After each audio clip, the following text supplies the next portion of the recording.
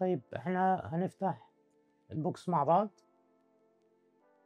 ده شوية، ده الضمان، ده الكارت بتاع ال NBM، شوية عروض وحاجات، المنيو، الحاجات اللي بيقدمها نيكون والكاميرات العدسات بتاعتهم. نخش بقى على الجزء الأهم، ده كابل تايب سي دي ادوية. ماشي، ده الجزء اللي بينظم الكابلات، ولو انت موصل تدرين كيبل او حاجة هو ده. مش بنستخدمه قوي بس تمام موجود. الستراب، انا الصراحة عمري ما فتحت الستراب، بس نجربه نبص عليه. اوكي، خامته لذيذة مش وحشة، يعني مش بحبها قوي بس تمام الخامة دي يعني. كده كده انا اصلا مش بستخدم ستراب، انا معايا الحزام بتاعي او معايا الستراب اللي انا استخدمه، معايا حزام جلد يعني، فتمام اوبشن موجود. والبطارية بتاعتها، نبص عليها. البطارية 2280 ملي امبير، هي 16 واط. انا عن نفسي بتقعد البطارية معايا دي كتير جدا يعني، فبحتاجش اغير. اخش بقى على اهم حاجة وهي البادي نفسه.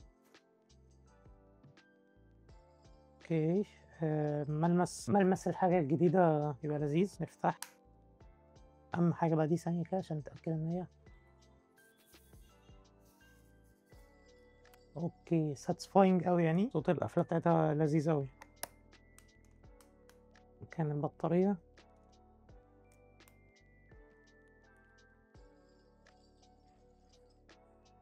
بس. خلينا بقى نلم اللي احنا عملناه ده ونرجع تاني. في نقطة بس نسيت اقولها، ان للاسف مش بيجي مع الكاميرات اللي هي الحديثة شاحن زي ما احنا شفنا، فانا اضطريت اجيب لها شاحن لوحدها. مش عارف ليه الشركات بقت تعمل كده، بس تمام يعني. والشاحن مش غالي قوي فجبت لها شاحن مخصوص. من ضمن الحاجات اللي عجباني جدا في الكاميرا دي ان الالكترونيك فيو فايندر بتاعها هو 5.7 مليون دوت، وكمان الشاشة اوليد. وطبعا كلنا بنواجه مشكله ان احنا لما بنبقى في تصوير بره او في اي حاجه الدنيا بتبقى شمس، فمش بنبقى عارفين نشوف الصوره في السكرين، فبنضطر نبص في الفيو فايندر. فهنا نيكون عملت لنا الالكترونيك فيو فايندر بتاعها، النت بتاعه بيبقى 40,000 عشان تقدر تشوف اكتر مكان شمس هتقدر تشوف كويس جدا. وفي اوبشن برضو هو لذيذ شويه مش كتير ممكن يواجه مشكله معاه، ان انت لما بتيجي تصور بورتريه المنيو بيبقى نفس مكانه، بيبقى ثابت معاك مش بيلف يعني. مش بيبقى هنا وهنا، لا هو بيبقى ثابت، فانت بتضطر تبص كده علشان تشوف المنيو. فلا هنا في الزد 6 3 هو المنيو بيلف معاك كمان. ومن ضمن الحاجات اللي عجباني جدا فيها ان الكابل ال HDMI بتاعها اللي هو الكابل الكبير مش المايكرو او الميني، الصراحه مش بحبهم قوي، بحس ان هم بيتخلوا بسهوله من الكاميرا. فعشان كده انا حبيت فكره ان هو ال HDMI اللي هو الكامل. من ضمن الحاجات اللي عجباني جدا فيها هي كاميرا هايبرد. هي محافظه على الميجا بكسل بتاعتها، هي 24.5 ميجا بكسل، فهي مش قليله قوي فمش هتأدي معاك في الفوتوغرافي، ولا هي عاليه قوي فهتأثر معاك في الفيديو. هي في النص، هي 24.5 ميجا بكسل، والسنسور بتاعها هو بورشلي ستاج سنسور. يعني ايه بورشلي ستاج سنسور؟ هو الستاج سنسور هو اللي بيبقى موجود في الزد 9 والزد 8. ده بيبقى سرعته اعلى، بيبقى سرعه الفوكس اعلى، بيخليك تاخد صور اسرع، وقرايه البيانات بتاعتها بتبقى احسن. ومن ضمن اهم المميزات للبارشل ستاج سنسور او الستاج سنسور هو بيقلل، يعني البارشل ستاج سنسور هو بيقلل بنسبه كبيره جدا جدا جدا باندنج او الرولينج اللي بيحصل في الكونتينوس شوتنج. يعني لو انا بصور حاجه متحركه، حد بيرمي حاجه، بيبقى في سنه باندنج. لو انا مش ستاج سنسور او بارشل ستاج سنسور بيبقى في سنه باندنج او تقويص الحاجه اللي بتتحرك دي او الحاجه اللي بتتحرك بسرعه، علشان السنسور مش بيقرا البيانات بسرعه. فهي كانت في النقطه هنا ولما اتحركت فبقت في النقطه هنا، فالسنسور عمل لها باندنج. انما هنا لا، بيبقى بيقلل قوي قوي قوي قوي، ممكن تكون مش ملحوظه في حوار الباندنج ده. ومن ضمن الحاجات القويه جدا بتاعتها ان السنسور بتاعها اللي هو الاكسبيد 7. وندخل على اكتر حاجه انا بحبها، ويمكن مش عايز اقول ان دي من ضمن الاسباب الاساسيه اللي انا خلتني اجيب الكاميرا دي، هي الكونتينوس شوتنج. انا حد بحب اصور كونتينوس، ان كنت في ايفنت، ان كنت في ويدنج، بصور سبورتس، بصور اي حاجه، ما بشيلش ايدي من على الكونتينوس علشان ما ضيعش لحظه او ما ضيعش مومنت في الحاجه اللي انا بصورها. الكاميرا دي بتصور لغايه 120 فريم. هي هتعمل معاك كروب، السنسور هيبقى 11 او 12 ميجا بكسل، بس تاخد 120 فريم في الثانيه. طيب لو انا مش عايز اعمل كروب وعايز اخد على الفول فريم، معايا على الجي بي جي 30 فريم في الثانيه وبيوصل لغايه 60 كمان، وده على الالكترونيك فيو فايندر. طيب لو انت على الميكانيكال حتى هيبقى 20 فريم في الثانيه. ومن ضمن الحاجات اللي كانت عجباني جدا فيها هي ال 6K 60 فريم في الثانيه. طبعا هي دي كواليتي عاليه جدا ان حد يصور 6K. انا عارف ان مش كتير هيقول لي انا بستخدم 6K 4K الدنيا تمام معايا، بس ال 6K 60 فريم هي جامده جدا. وكمان من ضمن الحاجات اللي انا شايفها قويه جدا في نيكون، معرفش الصراحه هي عملتها ازاي، بس انها بتصور ان رو انترنالي. يعني انت تقدر تصور رو انترنالي على كارت الميموري بتاعك. ومن ضمن ميزاتها ان هي كمان بتصور 4K 120 فريم في الثانيه. هتعمل لك كروب بس 120 فريم، عايز ايه تاني؟ طيب لو انا مش عايز اصور 4K او مش عايز اصور 6K، انا هصور 1080 بتديني لغايه 240 فريم في الثانيه، وده رقم كبير جدا جدا جدا. ومن اهم الحاجات اللي فيها، انا عارف انا بقول اهم كتير بس هي فعلا من اهم الحاجات اللي فيها، هي 5 اكسس اي بي اس. الاستابلايزر بتاعها على 5 محركات او 5 مواتير، هي بتثبت الصوره بتاعتي او بتثبت السنسور بتاعي. خليني اجرب كده حاجه.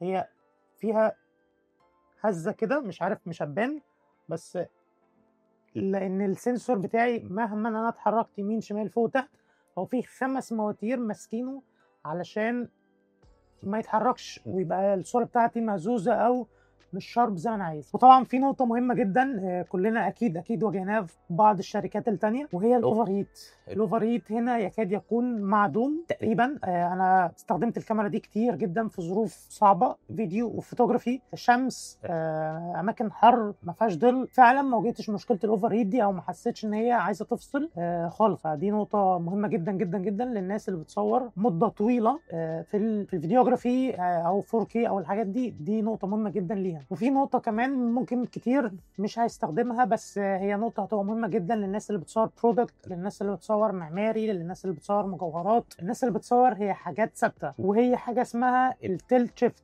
التيلت شيفت يعني بمعنى، هي الكاميرا دي احنا قلنا هي 24 ميجا بكسل، خلينا نقول انها 24، هي السنسور قد كده، هي بتقسم ال 24 على 4، يعني بتاخد الصورة تقريبا 4 مرات، فالسنسور بيتضاعف في 4، فتقريبا او مش تقريبا، فبيبقى عندي الصورة بتاعتي 96 ميجا بكسل. ليه؟ لان احنا ضربنا 24 في 4، لان هو السنسور اخد 4 مرات الصورة او اكستند 4 مرات، فبقى عندي صورة الكواليتي بتاعها عالي جدا. فهو ده البكسل شيفت. البكسل شيفت ان هو البكسل حصل له شيفتنج، اخد الصورة اكتر من مرة وعمل لهم ميرج مع بعض علشان يديني صوره الكواليتي بتاعها عالي جدا. طبعا كل ما الكاميرا يبقى الميجا بكسل بتاعها اعلى، كل ما البكسل شيفت يبقى الكواليتي بتاعته اعلى. وفي نقطه كمان، هي في الزراير اللي بره، هي زرايرها كتير، فانا اقدر اعمل كاستمايز زي ما انا عايز. الفانكشن F1 وال F2 اقدر اكستمايز اي حاجه انا عايزها. وكمان نقطه سبيشال لي انا بحبها، يعني انا بحب الكاميرات اللي هي مسكتها بتبقى كبيره شويه، انا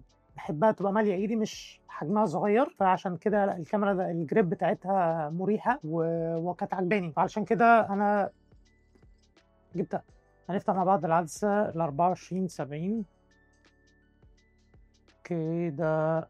منيوز بيعرفك شويه حاجات في العدسه، ده بالنسبه لي من اهم الحاجات اللي بتيجي مع العدسه، وهو الهود. ده الكفر بتاعها، خلينا نبص عليه، خامته لذيذه، تحس ان هو منديل ينفع تنضف بيه العدسه، معمول عليه برنت نيكون هنا، فلذيذ. كالعاده برضو شويه منيوهات، كارت ال NBM، معلومات عن نيكون وعن الكاميرا. نيجي لاهم حاجه وهي العدسه.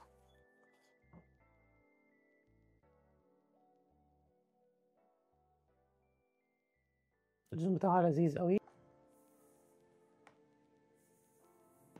العدسه ال 2470 انا بالنسبه لي هي عدسه جوكر جدا. مش هتكلم عليها تكنيكاليتي قوي في الفيديو ده، هنعمل لها فيديو مخصوص او هيبقى ليها ترايل مخصوص. العدسه دي قويه جدا. هي طبعا اس لاين، هي من عدسات الاس، اللي هي الكواليتي بتاع الازاز بتاعها بيبقى نظيف معالج بشكل عالي جدا. فيها برضو 2 كاستمايز بutton تقدر تعمل لهم زي ما انت عايز. الشاشه بتاعتها يعني بتعرض لك شويه اوبشنات ممكن ما تحتاجهاش قوي، بس تمام، هي اوبشن موجود ممكن تفصله اصلا عادي. فيها كاستمايز رينج، انت بتقدر تعمل له كاستمايز زي ما انت عايز. ده الزوم بتاعها ناعم قوي، مش عارف هيبان ولا لا.